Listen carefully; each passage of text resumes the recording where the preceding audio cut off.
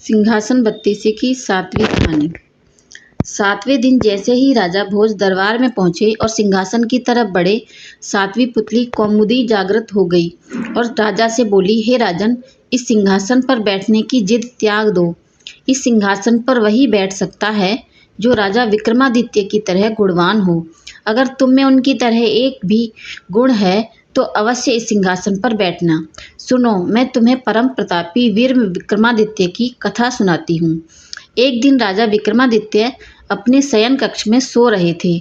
अचानक उनकी नींद करुण रुदन सुनकर टूट गई। उन्होंने ध्यान लगाकर सुना तो रोने की आवाज़ नदी की तरफ से आ रही थी और कोई स्त्री रोए जा रही थी। विक्रम की समझ में नहीं आया कि कौन सा दुख उसके राज्य में किसी स्त्री को इतनी रात गए बिलख बिलख कर रोने को विवश कर रहा है।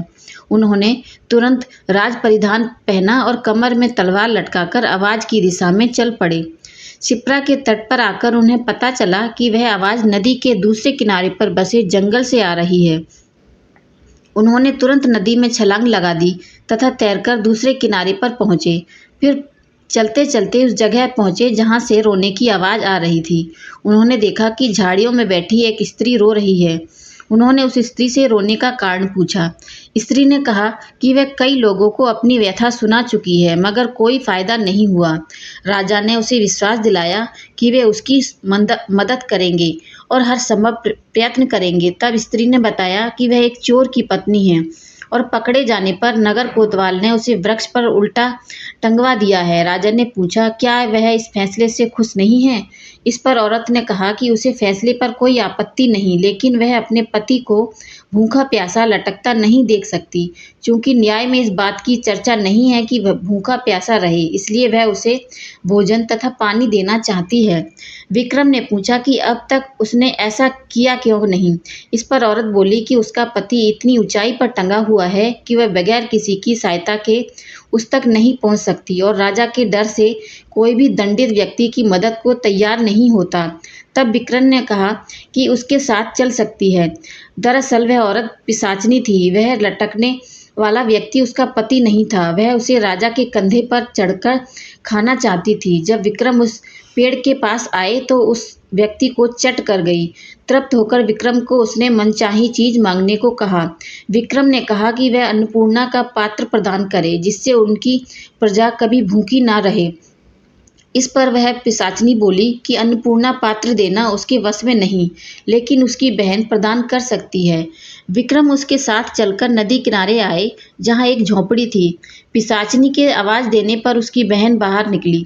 बहन को उसने राजा का परिचय दिया और कहा कि विक्रमादित्य अन्नपूर्णा पात्र के सच्चे अधिकारी हैं, अतः वह उन्हें अन्नपूर्णा पात्र प्रदान करे। उसकी बहन ने सहर्ष अन्नपूर्णा पात्र उन्हें दे दिया। अन्नपूर्णा पात्र लेकर विक्रम अपने महल की ओर रवाना हुए। तब तक भोर हो चुकी थी। रास्ते में एक ब्राह्मण मिला। उसने राजा से भिक्षा में भोजन मांगा। विक्रम ने अन्नपूर्णा पात्र से कहा कि ब्राह्मण को पेट भर भोजन कराए। सचमुच तरह तरह के व्यंजन ब्राह्मण के सामने आ गए।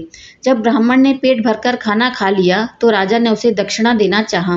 ब्राह्मण अपनी आंखों से अन्नपूर्णा पात्र का चमत्कार देख चुका था, इसलिए उसने कहा कि अगर आप दक्षिणा देना चाहते हैं तो मुझे दक्षिणा स्वरूप यह पात्र दें, ताकि मुझे किसी के सामने भोजन के लिए हाथ नहीं फैलाना पड़े।